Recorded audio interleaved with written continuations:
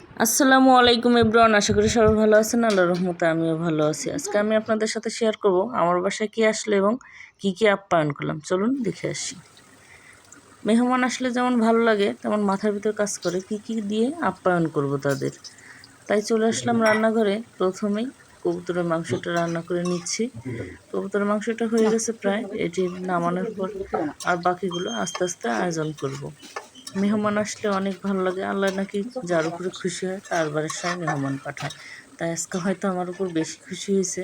তাই আমার এক খালা, সম্পর্কে খালা হলেও সে কিন্তু আমার বয়সে ছোট, তাই সে আমার সম্পর্কের দিক দিয়ে বড়। খালা আর খালু দুজনেই ফার্স্ট আসছে আমাদের বাসায়। আসাতে আমি অনেক খুশি হয়েছি। আর এই যে গরম পড়ছে আজ 2 দিন থেকে, আবারও সেই হিট অ্যালার্টের মতো, কিন্তু তারপরেও মনের ভিতরে একটা শান্তি শান্তি লাগছে। তাই আমি চলে আসলাম রান্নাঘরে এসে প্রথমেই রান্নার আয়োজনগুলো করে নিচ্ছি। পটলটা ভাজা হয়ে গেল, এবার কবুতর মাংসটাও রান্না ডান।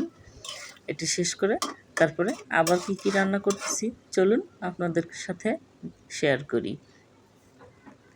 মাংসটি এবার হয়ে গেছে, আমি এটা নামায় রেখে মুরগির মাংসটি ম্যারিনেট করে রেখে দিয়েছিলাম আগে থেকে। এবার ফ্রাই প্যানে তেল দিয়ে মুরগির মাংসগুলো আবার ভেজে নিচ্ছি।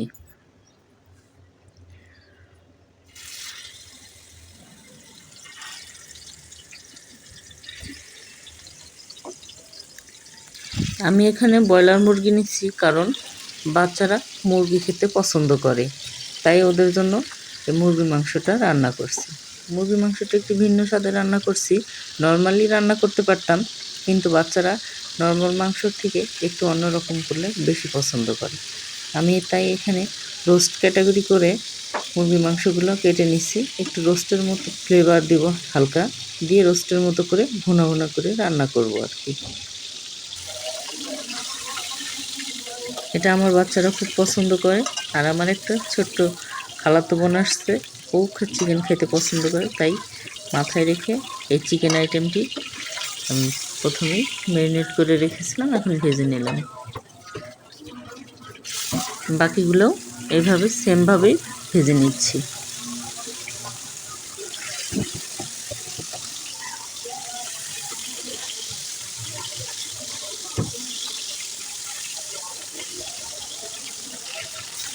ভাজা হয়ে গেছে, এবার এগুলি তুলে ফেলবো।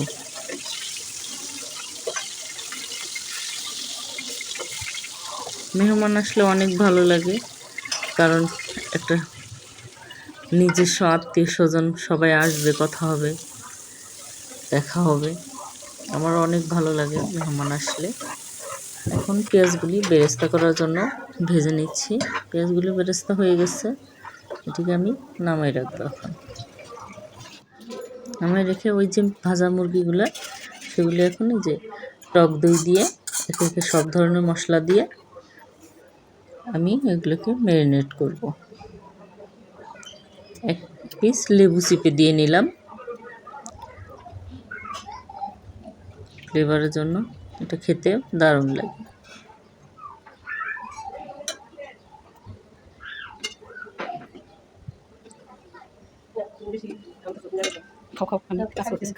ম্যারিনেট করে পাশে রেখে দিলাম। এবার আসলাম পোলাওটা বসাই দিই তাড়াতাড়ি করে। পোলাওয়ের জন্য আমি বেরেস্তা করে নিচ্ছি। আগে বেরেস্তা করে নিয়ে কিছু বেরেস্তা তুলে রাখবো, আর বাকিটার মধ্যে চাল ভেজে নেব। চলুন আমি আপনাদের সাথে শেয়ার করি।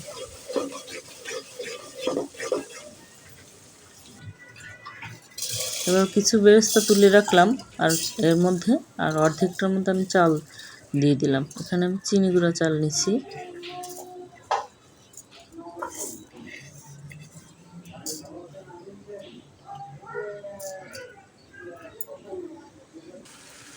একটু আদা বাটা আর সামান্য রসুন বাটা দিয়ে হালকা লবণ দিয়ে ভেজে নিচ্ছি। আর ওই যে ম্যারিনেট করা মুরগির মাংসটা এবার এই পাশে বসাই দিচ্ছি।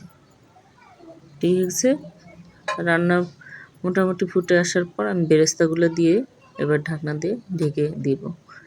ঝোল ঘন হওয়া পর্যন্ত সিদ্ধ হতে থাক। এবার একটু পরে কয়েকটা কাঁচামরিচ দিয়ে আর একটু নেড়ে ঢেকে দিলাম। রান্না এই পাশ দিয়ে কমপ্লিট হতে থাক। অনেক তাড়াহুড়া, দুপুরে অনেক গরম। আর এই পাশে আমার পোলাওটাও হয়ে গেছে। এর উপর দিয়ে একটু ঘি দিয়ে দিচ্ছি। ঘি দিলে সুন্দর একটা অ্যারোমা বের হয় আর খেতেও দারুণ লাগে। একটু উল্টে একটা সাহায্যে, কাঠের সাহায্যে আমি পোলাওগুলোকে একটু নাড়াচাড়া দিয়ে পুরো পোলাওগুলোতে ঘি মেশানোর জন্য একটু মিশিয়ে দিলাম। আর এটি হচ্ছে সমুদ্রের বালে মাছ আর পোয়া মাছ। আমি কিছুদিন আগে চিটাগাং গিয়েছিলাম, ওখান থেকে আমি এই সমুদ্রের মাছগুলি নিয়ে আসছি। এগুলি খেতে আমি ওখানে খেয়েছি, অনেক দারুণ লাগছে, তাই কিছু কিনে আমি ঢাকায়ও নিয়ে আসছি আমার বাসায়। এখন তাই ভাবলাম এগুলিকেই মশমশা করে ভেজে দিই।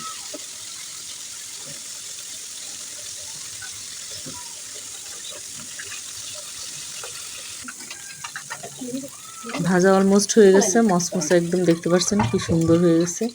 আর আমার পোলাওটাও সুন্দর একদম হয়ে গেছে। এবার উপর দিয়ে একটু বেরেস্তা দিয়ে দিই।